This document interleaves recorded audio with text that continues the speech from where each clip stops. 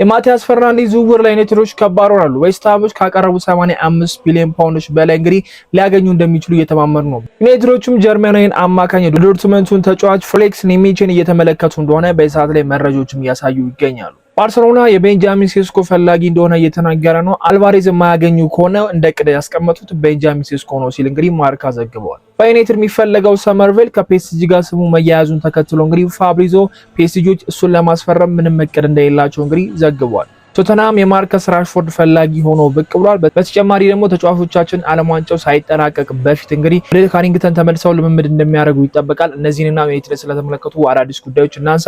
ለዚህ ቻናል ግን አዲስ ከሆናችሁ ሰብስክራይብ ማድረግ እንዳይረሳ። ወደ ቪዲዮ እንሂድ።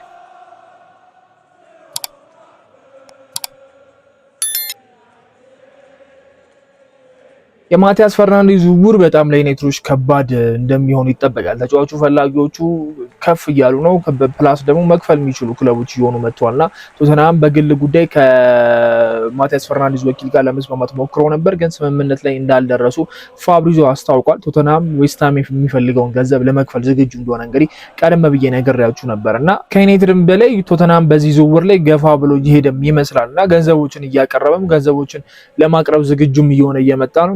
በሁለቱም ሳይድ ንግግሮችን እያደረጉ ነው። ግን ዌስትሃሞች ምንም አይነት የገንዘብ ቅነሳ እንደማያደርጉ እንግዲህ ከዚህ በላይ ግልጽ ሊያደርጉላቸው የሚችልበት አጋጣሚ አለ ብዬ አላስብምና ዩናይትድ አሁን ላይ የራሱን ዝውውር ራሱ ላይ እያስወደደ ነው ብዬ አስባለሁና ዌስትሃም አሁን ላይ የደረሱበት ደረጃ 85 ሚሊዮን ፓውንዶች ነበር ለተጫዋቹ እየፈለጉ ያሉት። ከዛም በላይ ሊያገኙ እንደሚችሉና እስከ 100 ሊደርሱበት እንደሚችል የዝውውር ገንዘቡ እየተዘገበ ነው። ዩናይትድ 80 85 ከዛ ደግሞ አሁን 100 እየመጣበት ነውና ዝውውሩን በጊዜ አለመጨረሱ ወይ ደግሞ ማቲያስ ፈርናንዴዝ ቃል ማስገባት አለመቻላቸው እንደ ብራያን ምቤሞ ከዩናይትድ ውጪ የትኛውንም የዝውውር ጥያቄ አልቀበልም እንዲል ቢያረጉት የተወሰነ ድርድሮችን ማድረግ የሚችሉበት አጋጣሚ አለ። ግን ደግሞ በጎን እየተደራደረ ነው። ዩናይትድንም እያወራ ነው ተጫዋቹ የሚገኘውና ወኪሉ ቶተንሃምንም አሁን ዩናይትድን በኩል ሰዓት እያወራ ነው። ከቶተንሃም ጋር ስምምነት ባይኖረውም የሆነ ሳሌ ስምምነት መኖራቸው ማይቀር ነገር ነው። እንደ ቶተንሃም አካሄድ ደግሞ ዌስትሃም የጠየቀውን አይነት ገንዘብ የሚከፍል ከሆነ የዝውውሩ ሂደቱ ወደ ቶተንሃም ሊያመራበት የሚችልበት አጋጣሚ አለ ብዬ አስባለሁና ይሄን የመሰለ ተጫዋች በቶተንሃም መቀማት ማለት በጣም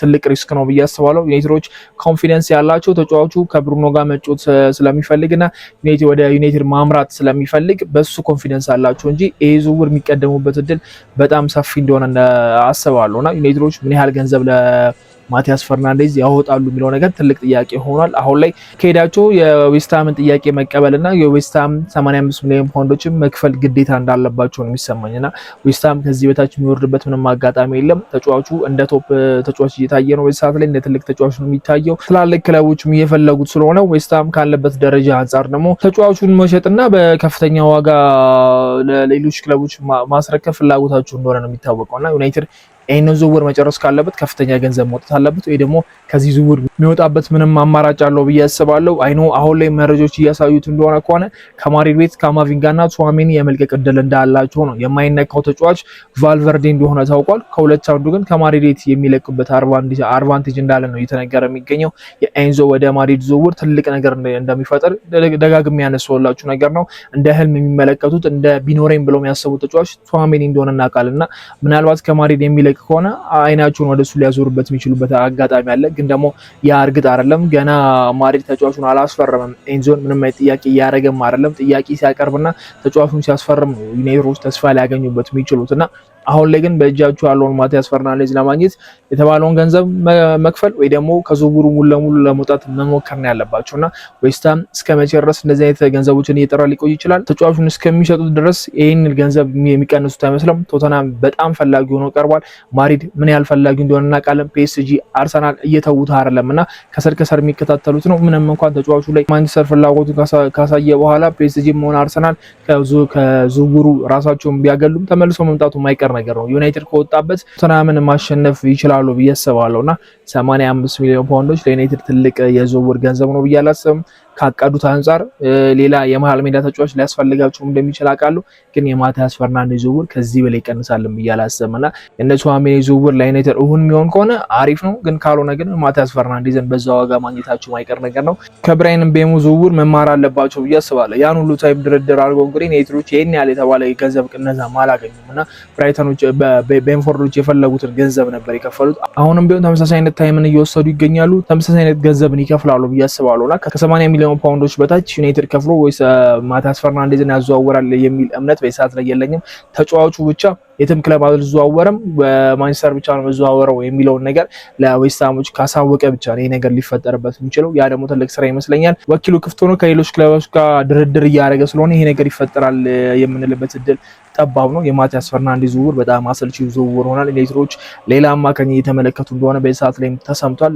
አማራጫቸው መመልከት የተሻለ ነው ብዬ አስባለሁ። በዚህኛው ዓለም ዋንጫ ከተመለከትናቸው የመሃል ሜዳ ተጫዋቾች መሃል አንደኛው እንግዲህ ጀርመናዊ ፍሌክስ ነውና ይሄ ተጫዋች እንግዲህ በጀርመን ብሔራዊ ቡድን ድንቅ እንቅስቃሴን ከሚያደርጉ ተጫዋቾች መሃል አንደኛው ሆኖ ብቅ ብሏልና ከዓለም ዋንጫው ካሸበረቁ ተጫዋቾች በደንብ ከደመቁ ተጫዋቾች መሃል አንደኛው ነው ብዬ አስባለሁ። ዩናይትድ እሱን ተጫዋች መመልከቱ ብዙ የሚገርም ነገር አይደለም። አሁን ላይ ከዩናይትድ በተጨማሪ ሊቨርፑልም ማድሪድም ባርሳም ይሄን ተጫዋች እየተመለከቱት እንደሆነ እየተነገረ የሚገኘው። ዶርትመንት ከዓለም ዋንጫው እንቅስቃሴ አንፃር እንግዲህ 50 ሚሊዮን ነበር ለዝውውሩ የተለጠፈበት ዋጋ አሁን ላይ እስከ 100 ሊያደርስበት የሚችልበት የዝውውር ገንዘብ እንዳለ ነው እየተነገረ የሚገኘው። ምንም ይገርም ነገር አይደለም ብዬ አስባለሁ። ተጫዋቾች ትንሽ ሲገኑ የዝውውር ዋጋቸው 85 90 በቃ በጣም ቀል እየሆነ ነው በዚህ ሰዓት ላይ ብዬ አስባለሁና የዝውውሩ ዋጋ ለክለቦች ምቹ እየሆነ አይደለም። ኦልሞስት ተበላሽቷል ማለት ይቻላል። አንድ ተጫዋች በትንሹ ከ70 እና ከዛ በላይ የሆነ እየመጣበት ይገኛል። በዚህ እንቅስቃሴ ካሳየ ደግሞ በቃ የ100 ሚሊዮን ተጫዋች ነው፣ ትልቅ ተጫዋች ነው እየተባለ ነው የሚገኘውና በዓለም ዋንጫው ራሱን ማሳየቱና ትንሽ እንቅስቃሴ ማድረጉ የብዙ ክለቦች ተፈላጊ ሆኖ ብቅ ብሏልና ዩናይትድም በዚህ ተጫዋች ላይ እንግዲህ ፍላጎት እናሳየና እንደ አማራጭ ሊመለከቱት እንደሚችል ነው እየተነገረ የሚገኘው። ብዙ የሚገርም ነገር አይደለም። ዩናይትድ ጋር ብዙ የመሃል ሜዳ ተጫዋቾች በየያዛቸው ማይቀር ነገር ነው። እሱንም እስቲ የሚገፉበት ከሆነ የምንመለከት ነው። የማቲያስ ፈርናንዴዝ ዝውውር ግን በጣም አሰልቺ እየሆነ ነው። ሌላው የሰመርቬል ጉዳይ ነው። ሰመርቬል ከዩናይትድ ጋር በጣም ስሙ ተይዟል። የዩናይትድ ሊስት ውስጥ ገብቷል። ዩናይትዶች በዚህ ሰዓት ላይ እሱን እየተመለከቱት እንደሆነ መረጃዎቹም ያሳያሉ። ቀደም ብዬም ነገራችሁ ነበር። ሌላ ፈላጊ ክለብ ፒኤስጂ ነው ሲባል ነበር። ዩናይትዶች ከፒኤስጂ ጋር በዚህ ተጫዋች ዙሪያ ሊፎካከሩ ይችላሉ እየተባለ ነበር። ፋብሪዞ ባሳወቀው መሰረት ግን ይሄ ተጫዋች በፒኤስጂ የተፈለገ እንዳልሆነ ነው። ፒኤስጂ እሱን ለማዘዋወር ምንም እቅድ እንደሌላቸው ነው እየዘገበ የሚገኘውና ስለዚህ ዩናይትዶች እድል አላቸው። ተጫዋቹ የተለጠፈበት ዋጋ 50 ሚሊዮን ነው። ከዌስትሃም መልቀቅ እንደሚፈልግም እንግዲህ ፋብሪዞ አያይዞ ዘግቧልና በዓለም ዋንጫው እንግዲህ 2 ጎሎችንና 1 አሲስት ማድረግ ችሏል በሁለት ጨዋታ። ያ በጣም ትልቅ ነው ብዬ አስባለሁ። በተለይ ደግሞ ተቀይሮ ከገባ በኋላ የስዊድንን ጨዋታ ካያችሁት የነበረው እንቅስቃሴ በጣም አሪፍ ነበርና ዩናይትዶች ምናልባት የማርከስ ራሽፎርድን ዝውውር ወደ ሌላ ክለብ ካሳኩ እሱን ወደ ክለባችን መቀላቀላቸው የማይቀር ነገር ይመስላልና ፖል ስኮልስም በራሽፎርድና በሰመርቬል የሰጠው አስተያየት ለኔ ትንሽ ሳቢ ሆኖ አግኝቼዋለሁና ምንድን ያለው ራሽፎርድ በዩናይትድ የሚቆይ ከሆነ ደስ ይለኛል፣ ግን ደግሞ ደሞዙ ቀንሶ መሆን አለበት። ራሽፎርድ ያኔ የነበረውን አቅም አይደለም አሁን ላይ ያለው። ደሞዙ ከሚገባው በላይ ተጋኗል። ደሞዙን ቀንሶ በክለቡ መታገል በክለቡ ለቦታው መፋለም የሚፈልግ ከሆነ በጣም አሪፍ ነው፣ ግን ደግሞ ደሞዙ የማይቀንስ ከሆነ ዩናይትዶች በ50 ሚሊዮን ሰመርቬልን ማስፈረም አለባቸው የሚል ሀሳብ ነው የሰጠውና እውነቱ ነው። ራሽፎርድ የሚከፈለው ክፍያ ከሱ አቋም ጋር የሚገናኝ አይደለም ብዬ አስባለሁና ዩናይትዶች የለጠፉበትም ዋጋ 40 ሚሊዮን ነው በዚህ ሰዓት ላይ ብዙም ሩቅ አይደለም። ዩናይትዶች ሰመርቬልን ለማስፈረም ከፈለጉ ራሽፎርድን ከሰጡ በቀላሉ የሚያገኙት ዝውውር ይሆናል ብዬ እጠብቃለሁና ራሽፎርድ ደሞዙን እንደሚቀንስ አይጠበቅም። ምክንያቱም ኦልሬዲ ኮንትራት ላይ ያለ ነው። አዲስ ኮንትራት አይፈርምም ደሞዝ እቀንሳለሁ የሚል ማለት ነውና ያላቸው አማራጭ ተጫዋቹን መሸጥ ከዛ ሰመርቬልን ማስፈረም ነው። እንደሞ የዩናይትድ የተጫዋቾች ሽያጭና የራሽፎርድ ሁኔታ ይወስነዋል ብዬ አስባለሁ እና ራሽፎርድ አሁን ላይ ቶተናም እየተመለከተው እንደሆነ መረጃዎች ያሳያሉ። ቶተናም በዚህ የክረምት ዝውውር በጣም ትልቅ ተሳትፎን እያደረገ ነውና ወደ ራሽፎርድ መምጣቱ ለዩናይትድ በጣም ትልቅ ነገር ነው ብዬ አስባለሁ። የሰመርቬል እና የራሽፎርድ ጉዳይ ግን አንድ ላይ ተያይዞ መሄድ ነገር ነው። ራሽፎርድ የሚለቅ ከሆነ ዩናይትዶችን ሰመርቬል ማስፈረማቸው በጣም ትልቅ ነገር ነው። ከእድሜም አንፃር ይሄኛው በጣም ወጣት ነው። ራሽ አሁን 28 ዓመት አልፎታል። ቶፕ የሚባለውን የእድሜ ሌቭል አጥቶታል ብዬ አስባለሁ እና አሪፉን የእድሜ ታይም ሳይጠቀምበት ሲሄዷል። ራሽፎርድ ተመልሶ በዩናይትድ የመጫወት እድል ሊኖር ይችላል፣ ግን ደግሞ የማይክል ካሪክ ውሳኔ የዩናይትዶቹ ውሳኔ ነው። እሱም ብሎ ለሚመጣ ክለብ 40 ሚሊዮን የውል ማፍረሻ እንደሆነ እናውቃለን። ያንን የውል ማፍረሻ ከፍለው መውሰድ እንደሚችሉም ግልጽ ነውና ቶተናም ከበረታበት ምናልባት ራሽፎርድን በዚህ የዝውውር መስኮት ልናጣበት የምንችልበት አጋጣሚ አለ። ዩናይትድ ግን ከየትኛውም ተጫዋቾች በላይ ሰመርቬል ማግኘት የሚችል ከሆነ ለእኔ ተመራጩ ተጫዋች ነው ብዬ አስባለሁና ምንም አይነት የዝውውር ፉክክር እንደሌለበት እንግዲህ ፋብሪዞም ግልጽ አድርጎታል። ተጫዋቹም ደግሞ ከዌስትሃም እንደሚል መልቀቅ እንደሚፈልግ አስታውቋል። የብዙ የሚገርም ነገር አለ።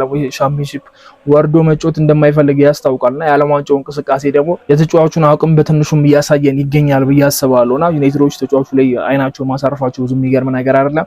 አሁን ላይ የመሃል ሜዳው ውጥረቱ እነዚህ አይነት ተጫዋቾች ላይ ብዙ ገፍቶ እንዳይሄድ አድርጓቸዋል ብዬ አስባለሁ። የመሃል ሜዳው ጉዳይ ሲያልቅ ግን ወደ እነዚህ አይነት ዝውውሮች ሊሄዱ ይችላሉ። የዌስትሃም ተጫዋች መሆኑን ተከትሎ ምናልባት የማቲያስ ፈርናንዴዝ እና የሱም በአንድ ዝውውር መስኮት ሊጠናቀቅበት እድል አለ። ሁለቱንም በአንድ ላይ ያወሩ ስለሆነ ማለት ነውና የሁለቱንም ጉዳይ በአንድ የሚጨርሱ ከሆነ ለኔ በጣም አሪፍ ዝውውር ይመስለኛልና ሰመርቬልን በዓለም ዋንጫው እየተመለከትነው ነው ያለው እንቅስቃሴ ከፕሪሚየር ሊጉም በላይ የሆነ እየመጣ ነውና ያላችሁን አስተያየት በሰመርቬል ላይ ኮመንት ላይ አስቀምጡልኝ። ሌላው የቤንጃሚን ሴስኮ እና የባርሴሎና ጉዳይ ነው። ባርሴሎና እንግዲህ አልቫሬዝን ከአትሌቲኮ ማድሪድ ማስፈረም እንደሚፈልግ ቀደም ብሎ ተሰምቷል። የገንዘቦችን ማቅረበው ነበር ከ100 ሚሊዮን በላይ ግን አትሌቲኮ ማድሪድ የሚሸጥ ተጫዋች አይደለም ብለውታል። ስለዚህ ሁለተኛ እቅዳቸው አድርገው እየተንቀሳቀሱት ያሉት ቤንጃሚን ሴስኮ ነው ሲል እንግዲህ የስፔኑ ጋዜጣ ማርካ ተነብቧልና ይሄ ለዩናይትዶች ብዙ የሚያስገርም ነገር አይደለም ብዬ አስባለሁ። ፍላጎት ቢኖራቸው ሊገርመን አይገባም። ግን ቤንጃሚን ሴስኮ በዩናይትድ ቤት ነው የሚቆየው።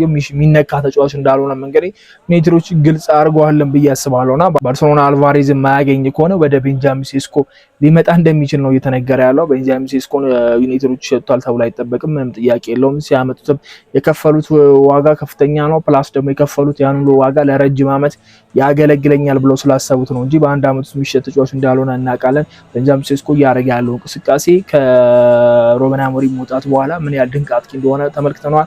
ያንን ደግሞ ለአመታት እንፈልገዋለን። ቤንጃሚን ሴስኮ የሚነካ ተጫዋች እንዳልሆነ በጣም ግልጽ ነውና ባርሴሎና ፍላጎት ቢኖረው ብዙ የሚገርም ነገር አይደለም። ግን ዩናይትዶች ይህንን ጥያቄ እንደማይቀበሉና ድርድር ውስጥም ለመግባት ፈቃደኛ እንደማይሆኑ ይጠበቃልና ባርሴሎና ፈላጊ ሆኖ ብቅ ብሏል። ሌላው የክለባችን ተጫዋቾች እንግዲህ ወደ ካሪንግተን በጁላይ 6 ነው ተመልሰው የሚመጡት። ከዓለም ዋንጫው ከመጠናቀቅ በፊት ኦልሞስት 16 ውስጥ ምናምን እያሉ ነው ወደ ካሪንግተን ተጫዋቾቹ የሚመለሱትና አብዛኛው ተጫዋቾቻችን እዛ ነው ያሉት። በዓለም ዋንጫ የሚያልፈው ያልፋል፣ የሚወርቀው ወርቆ ደግሞ የተወሰነ ረፍት አድርጎ ይቀላቀላል። እነ ቤንጃሚን ሴስኮ እነ ዝርክዚ እነ ሉክሾ ሃሪ ማጉዌር ግን ትሬኒንግ ያደርጋሉ ተብሎ ይጠበቃልና ስለዚህ የቅድመ ውድድር ዝግጅታችን በጊዜ ነው የሚጀምረው እና የደርሰን ወደ ዓለም ዋንጫው ባሄዱ ኖሮ ምናልባት የመዋሃድ ከቡድኑ ጋር ጥሩ እንቅስቃሴ የማድረግ እድል ይኖራቸው ነበር። ግን ዞሮ የዓለም ዋንጫ ጥሪ ቀርቦላቸዋል ባለቀ ሰዓት ለሱ ጥሩ ነገር ነው ብዬ አስባለሁ። በጥሩ መንፈስ ይመጣል።